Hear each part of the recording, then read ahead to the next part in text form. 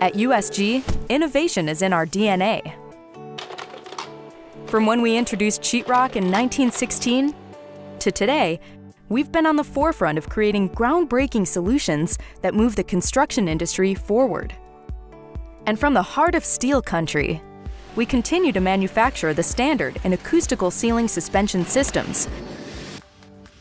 The USG Donn brand acoustical suspension system. When Donn brand suspension systems were invented in the 50s, it revolutionized acoustical ceiling construction. The Donn grid system was invented by a gentleman by the name of Don Brown, who founded the company. It gave architects and building owners an opportunity to separate the occupied space with the plenum space where all the mechanics of the building were, and allowed complete access to anything, whether that be water pipes or HVAC systems. Donn grid systems made up of cross members, consisted of main runners that carry most of the weight, and then cross T members that perpendicularly intersect into the main runners or other cross Ts to build these modular sections.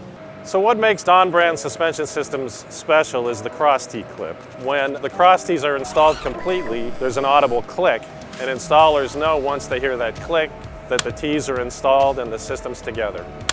Think in terms of a contractor up on a scaffold, and they've got a 4-foot T and the main T is 5 feet away. Without having to move his scaffold, he could actually push that through the main T into the opposing cross T, and it would make this audible click. And then he knew that it was a good connection and he could just move on.